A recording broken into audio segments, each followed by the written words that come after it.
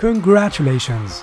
Your last interview went fantastically well, and you finally landed your dream job. But the first task you have been assigned is not an easy one.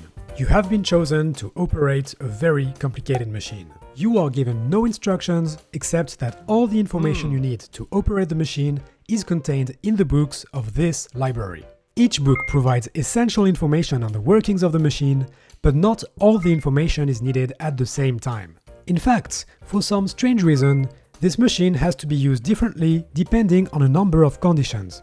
Some of these books give instructions that are only needed in emergencies, like when the temperature becomes too high, for example. You are almost perfect for the job, but there is one major problem. You have a very bad memory and forget everything you have learned from reading books as soon as you close them.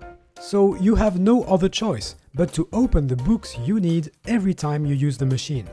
It's hard work, but I know you can do it.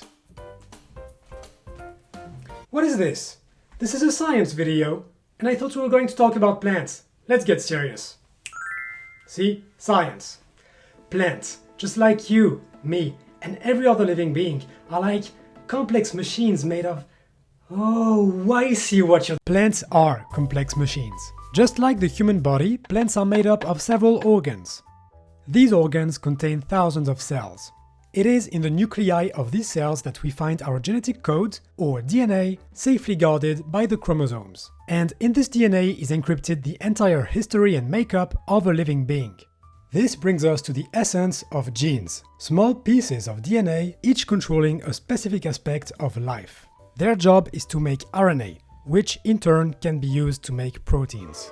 Not that kind of protein. Yeah, that's more like it. Each gene contains the information needed to make a specific product, which in turn has a direct effect on the plant. Look, this gene has made a warrior protein. Its job is to protect the plants from attacks by invaders. All the DNA of a living being together makes up the genome. So, as you navigate through the library, selecting which books to read to keep the machine running, think of each book as a single gene in the vast library of this machine's genome. Just as you choose which book to read, plants determine which gene to express at any given time based on many factors. So, of course, scientists have been studying these genes for centuries. Why, you ask? Well, by studying these genes in plants, for example, we can understand some of the things that plants do that we humans really like. Oh, so you like breathing? No problem. Plant scientists are studying these photosynthesis genes that help you get your oxygen. You like eating too? So do I. Let's figure out which of these genes make these plants produce foods that are better for you, so we can help other plants gain the same superpower. And plants do a lot more stuff. Sure, they give you food, and they probably also feed your other foods. But they also give us fuel, for example, and will probably save us from eternal doom. And guess what? There are genes for all of these. So let's get to work! Let's study these genes and save the world! Yeah, well, it's hard, okay? There are tens of thousands of these genes in every plant. And most of the time scientists will spend years studying just a single gene, because current technology does not allow us to go any faster. Is exactly what I would have said in a universe where large-scale technologies have not been invented yet. It's time to talk about big data and biology.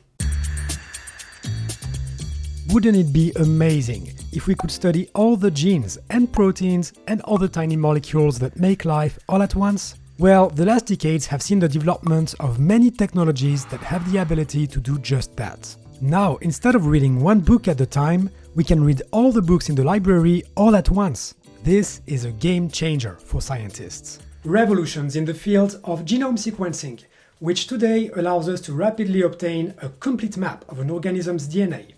And RNA sequencing, which is a technology that enables us to study genes when they are encoded from the genome, have transformed biology. Let's now look at a concrete example of how these technologies can advance knowledge. A major problem today is the loss of crops due to drought and the excessive use of water to compensate for the unpredictable rainfall. A promising solution to these problems could come from nature itself. Some plants can survive and keep growing for a very long time without getting any water. So let's do a quick experiment. Let's look at all the genes that are activated in these two plants when they are both in good watering conditions. We do this using an RNA sequencing technology. And let's use letters to represent the genes here. Okay, nothing exceptional, the genes activated are relatively the same in both plants. Now, let's look at all the genes activated in both plants, but this time under drought conditions. Haha, take a look at this. The plant that did better under drought conditions has a specific gene, here named X, that the other plant doesn't seem to have. This X gene could be the key to more efficient water use. A simple experiment helped us identify gene X, because we examined all the genes at the same time. If we had looked at just one gene, we would probably have missed gene X. The experiment we have just done together, by the way, is almost exactly what I'm doing myself. You can find out more about research in this field in these published and soon to be published articles I have written. In short, large-scale technologies have enormous potential when applied to biology. And we scientists must learn to use them and become familiar with the data they generate. These technologies have led to many advances in the human sciences. For example, they have helped us understand important mechanisms behind several types of cancer. We need to see more of these studies in the plant science world. This graph shows the evolution of the number of publications using single-cell RNA sequencing in humans and plants since 2015. It is clear that this technology is widely underutilized in plant science. This big difference makes sense, and the technique is still new, but it does mean that there is an opportunity to be at the cutting edge of science. So what do we need to do?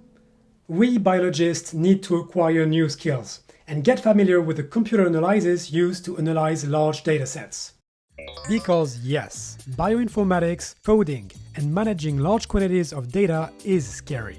But it is certainly not beyond the reach of traditional biologists. And it may be time to add some computer sciences to your toolkit. Remember, a single day on the computer can save you months of work at the bench. So how can you take part in this type of research and be at the cutting edge of science? As an aspiring plant scientist, you can look for labs and people who have used these techniques in the past.